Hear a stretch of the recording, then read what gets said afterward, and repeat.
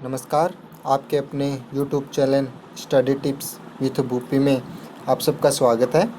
आज हम व्याकरण का एक टॉपिक उपसर्ग लेकर आए हैं। ये यहाँ पर हम विशेषतः संस्कृत के लिए चर्चा करेंगे, लेकिन ये हिंदी के लिए भी उतना ही उपयोगी है जितना कि संस्कृत के। आगे आपको बताया जाएगा कि ये हिंदी में भी आप किस प्रकार काम में ले सकते हैं। तो देखिए, हम जो उपसर्ग है वह शुरू करते हैं। देखिए, सबसे पहले जो उपसर्ग है उसकी परिभाषा दी गई है जो हमारे व्याकरणाचार्यों के द्वारा। तो देखिए, उसको एक सूत्र में बांधा गया है। वह सूत्र है उपसर्गेण धात्वर्थो बल्लाद अन्यत्र नियते आहार प्रहार संहार है विहार परिहारवत। अर्थात ये क्या कह रहा है कि उपसर्गेण यानी उपसर्ग से धातु अर्थो ऊ को यहाँ पर वह हो गया है, धातु अर्थो। बल्लाद अन्यत्र यानी बलपूर्वक, अन्यत्र यानी कहीं और, अन्यत्र यानी कहीं और, नियत यानी ले जाया जाता है। ये कह रहा है कि उपसर्गेण यानी उपसर्ग के योग से या उपसर्ग के द्वारा धातु अर्थो यानी धातु के अर्थ को, बल्लाद अन्यत्र यानी बलपूर्वक, अन्यत्र यानी कहीं और, नियत यानी ले जाया जाता है, उसे उपसर्ग कहते हैं। जैसे यहाँ पर जो बाकी नीचे दे रखा है दूसरी पंक्ति में, यहाँ पर देखिए मुख्य शब्द है हार, सभी में हार शब्द है। इनमें सभी में कुछ उपसर्ग जुड़े हुए हैं। जैसे पहले में जुड़ा हुआ है आंग उपसर्ग। आंग उपसर्ग होता है लेकिन उसका लोप वगैरह होकर आ ही केवल शेष बचता है। पहले में आ, दूसरे में प्र, तीसरे में सम, वी, परी। इस प्रकार हार शब्द के लिए हम भिन्न भिन्न उपसर्गों को काम में लिया है। अब देखिए, आपके लिए एक प्रश्न है, उपसर्ग होते हैं, उपसर्ग होते हैं। आपके लिए प्रश्न है, ये पूछा गया हुआ है कि उपसर्ग होते हैं। सबसे पहला ऑप्शन है शब्द, दूसरा है शब्दांश, पद या पदबंध। कौन से होते हैं? तो उपसर्ग होते हैं वह होते हैं शब्दांश मात्र। अगर आपसे पूछा जाए उपसर्ग होते हैं तो वह होते केवल शब्दांश मात्र होते हैं। अब देखिए, जो हमने अभी पढ़ा, जो उपसर्ग होते हैं वो किसी धातु के प्रारंभ में जुड़कर उसके अर्थ को परिवर्तन कर देते हैं, वही उपसर्ग कहते हैं। तो उनकी देखिए यहाँ पर परिभाषा ली गई है कि उपसर्ग एक शब्दांश मात्र होता है। कि उपसर्ग क्या होता है? एक शब्दांश मात्र होता है, अर्थात ऐसे शब्दांश जो किसी धातु, क्रिया, शब्द से पहले जुड़कर नए शब्द की रचना करते हैं। नए शब्द की तो रचना करते हैं, साथ में उनके अर्थ में भी परिवर्तन ला देते हैं। क्या कह रहा है कि जो उपसर्ग होते हैं वे किसी धातु के भी प्रारंभ में लग सकता है, क्रिया के भी प्रारंभ में लग सकता है, या शब्द के प्रारंभ में भी लग सकता है। वह नई शब्द की तो रचना करते ही हैं प्रारंभ में लगने के बाद, और उसके अर्थ में भी क्या ला देते हैं? परिवर्तन ला देते हैं। उन्हीं क्या कहते हैं? उपसर्ग कहते हैं। अब जैसे देखिए कुछ उदाहरण हैं। जैसे हमारा जो शब्द है वह है हार। शब्द क्या है? हार। हार को हम दो अर्थों में प्रयुक्त करते हैं। एक तो हार करते हैं पराजय के रूप में, और एक करते हैं आभूषण के रूप में। हार जो शब्द है उसको हम दो रूपों में स्वीकार करते हैं, एक तो पराजय या हार के रूप में, या एक आभूषण के रूप में। जैसे देखिए, जो हमारा जो पहला उदाहरण है वह है आ प्लस हार। आ प्लस हार मुख्य शब्द है हार, उससे हमने पहले जोड़ा आंग उपसर्ग। तो आंग उपसर्ग जुड़ते ही यह शब्द बन गया आहार। आहार शब्द बनते ही इसका जो अर्थ हो गया वह हो गया भोजन। जो हमारा जो अगला है शब्द है हार, उसके आगे पहले जो हमने उपसर्ग जोड़ा प्र, तो इससे जो शब्द बना हमारा वह बना प्रहार, और उसका जो उसका अर्थ हो गया वह हो गया आक्रमण। अगला है हमारा जो उपसर्ग है वह है समुपसर्ग, उसके आगे जोड़ा हमने हार। जैसे ही हमारे जो पदांत में हर्ष में मिलता है उसके आगे विसर्ग मिलता है, तो उस में का क्या हो जाता है? अनुस्वार हो जाता है। तो इसका अनुस्वार होते ही ये जो हमारा शब्द है वह बन गया संहार। क्या बन गया? संहार। तो यहाँ पर जो इसका संहार का अर्थ हो गया वह हो गया वध करना, संहार का वध करना। और जो ऊपर प्रहार का अर्थ हुआ था वह हुआ आक्रमण करना। फिर अगला वी प्लस हार। तो यहाँ पर वी उपसर्ग और हार शब्द है, उसमें जो उसका अर्थ बन गया घूमना, और परि प्लस हार का अर्थ हो गया त्यागना। इस प्रकार हम उपसर्गों को अलग कर सकते हैं। उसकी जैसे कोई धातु दे रखे है क्री धातु, तो क्री धातु को अलग कर दिया। हस धातु हंसना क्रिया हो रही है तो वहाँ पर हस धातु को अलग करनी है। वध धातु वदना बोलना क्रिया हो रही है तो उसको वध धातु को अलग कर दिया। इस प्रकार में क्या करना है? उपसर्ग को अलग करना है, मूल शब्द या क्रिया को अलग करना है। इस प्रकार हम कर सकते हैं उपसर्गों का निर्धारण। किस प्रकार कर सकते हैं वो हम आगे पढ़ेंगे। फिर आपके लिए क्वेश्चन है कि उपसर्गों की संख्या होती है। हिंदी में तो उपसर्गों की संख्या 4 होती है, लेकिन अगर आपसे पूछा जाए संस्कृत में उपसर्गों की संख्या होती है तो आपका उत्तर होगा संस्कृत में उपसर्गों की संख्या कितनी होती है? 22 होती है। कितनी होती है? 22 होती है। देखिए कौन से होते हैं कि जो 22 उपसर्ग होते हैं, कौन कौन से होते हैं? सबसे पहला है प्र, प्रा, अप, सम, अनु, अव, निस, निर, दुर, दुस, वि, आंग, नि, अधि, अति, अपि, सु, उद, अभि, प्रति, परि और उप। इस प्रकार ये कुल उपसर्गों की संख्या 22 मानी गई है। इसको आपको भी बार बार इसको जो सूत्र को 22 बताएंगे इनको बार बार में पढ़ना है। आगे जब इनसे संबंधित प्रश्न करेंगे तो वहाँ पर आपको बताया जाएगा कि कौन से उपसर्ग संस्कृत के, कौन से हिंदी के, कौन से हिंदी से निकले हुए हैं, कौन से विदेशी उपसर्ग है। इस प्रकार आपसे वहाँ पर क्वेश्चन किया जाएगा। इसलिए आपको जो 22 उपसर्ग है उनको, इनके अर्थ को समझते हुए बार बार इनका क्या करना है? अध्ययन करना है, रिवीजन करना है, जिससे आपको ये अच्छे से तैयार हो सके। फिर आगे देखिए उपसर्गों की संख्या कितनी होती है? 22 होती है। अब देखिए इनमें एक विशेष है, यहाँ पर प्रश्न पूछा जाता है कि जो उपसर्ग होते हैं उनको प्राद्य या प्रादि के नाम से भी जाना जाता है। कारण क्यों जाना जाता है कि जो ये 22 जो उपसर्ग होते हैं इनमें जो पहला उपसर्ग है वह प्र उपसर्ग होने के कारण इनको प्राद्य या प्रादि के नाम से भी जाना जाता है। क्योंकि जैसे हम 22 सूत्र प्रारंभ करते हैं इनमें सबसे पहला आता है प्र, प्रा, अप, सम। इस प्रकार होता है। तो सबसे पहला क्या है? प्र है।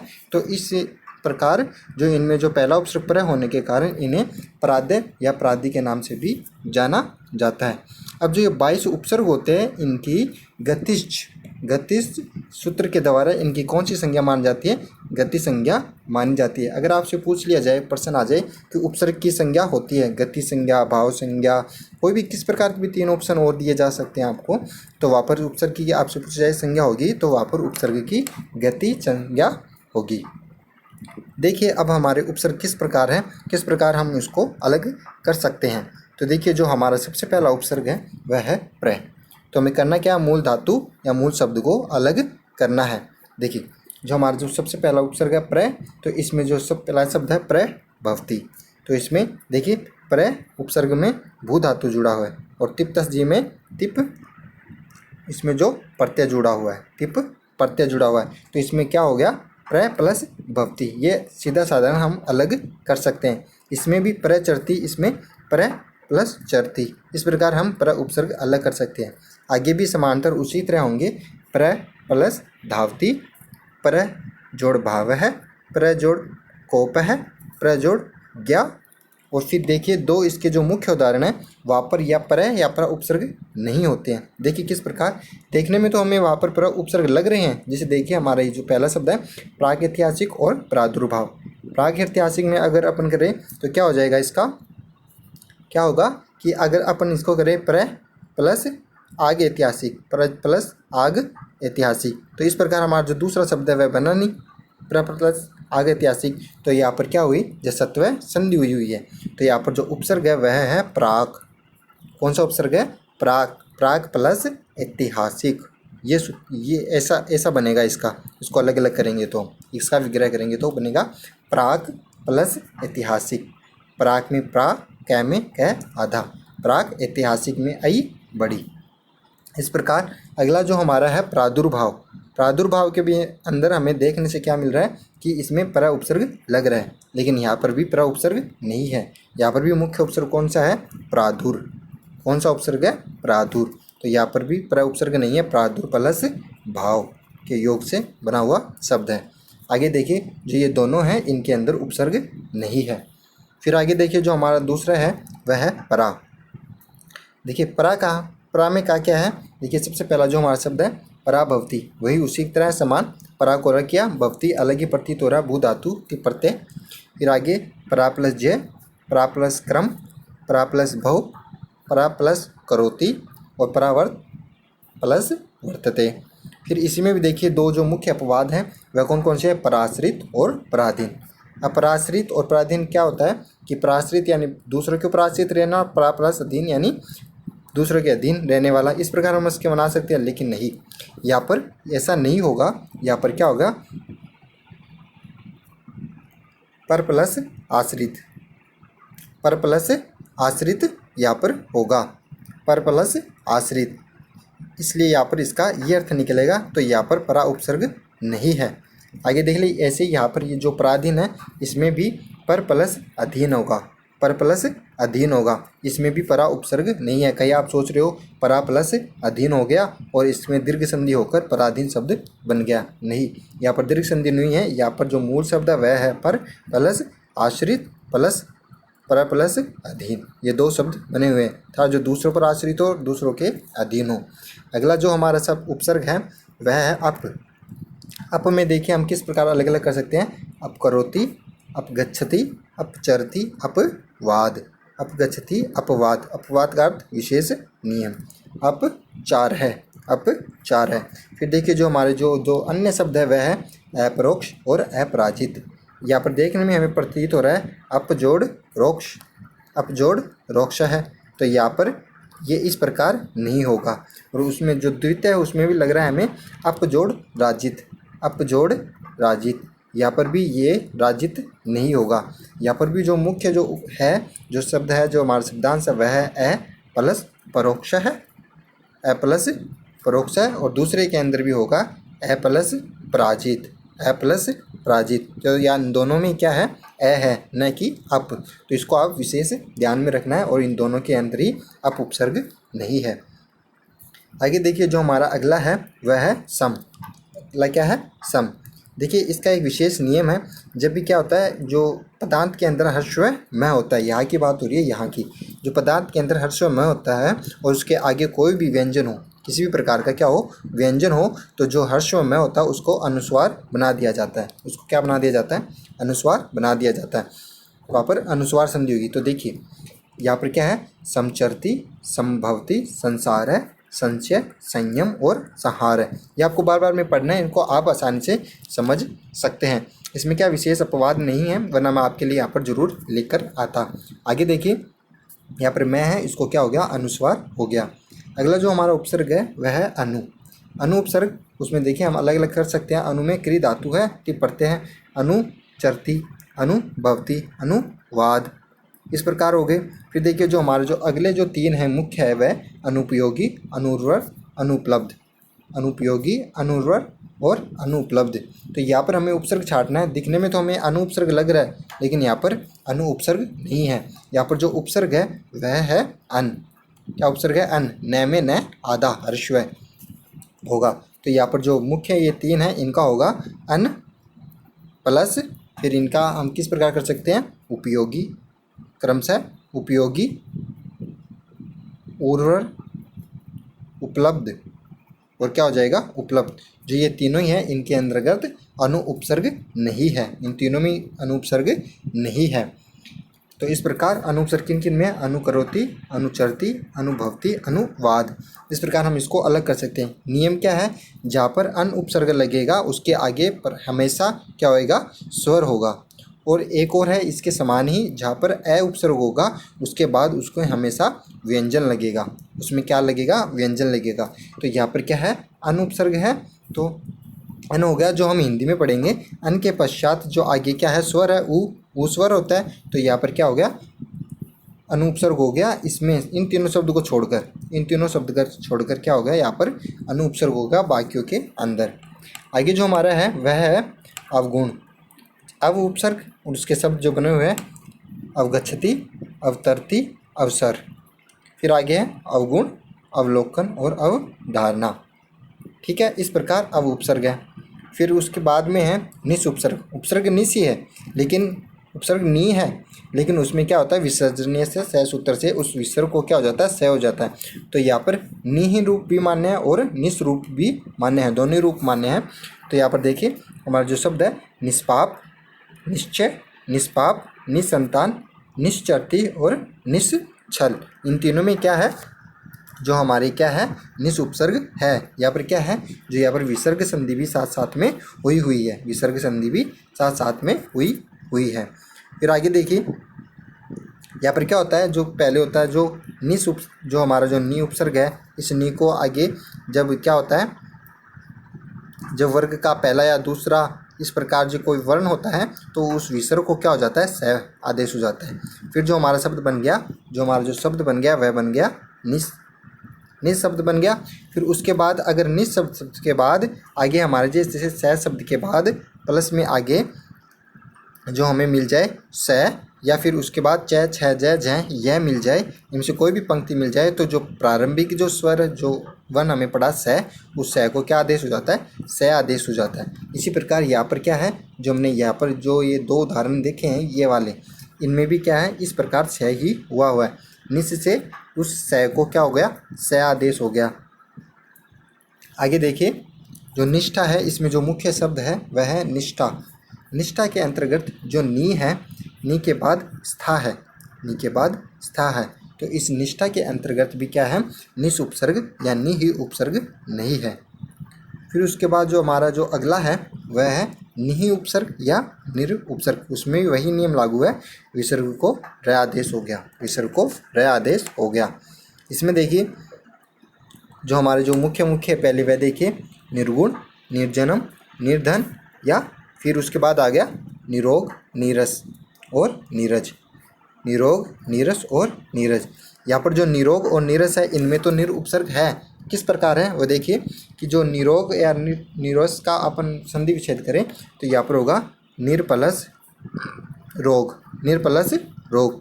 जो प्रारंभिक रह होता है उसका तो क्या कर दिया जाता है, लोप कर दिया जाता है। तो हमारे पास बच गया क्या, इसके बाद हमारे पास बच गया जो नी प्लस रोग बच गया, नी प्लस रोग बच गया। और जो प्रारंभिक स्वर होता है, ये जो प्रारंभिक स्वर होता है इसको क्या कर देते हैं, दीर्घ आदेश कर देते हैं। तो इसमें दीर्घ आदेश करेंगे तो ये नी ऐसे था और इसके आगे जुड़ गया रोग, और फिर इसको संयुक्त कर देंगे, शब्द को संयुक्त करेंगे तो हमारे पास शब्द बनेगा निरोग। इसी प्रकार बना है अगला नीरस, नीर जोड़ रस, जो रस से रहित हो, नीर प्लस रोग, रोग से रहित हो।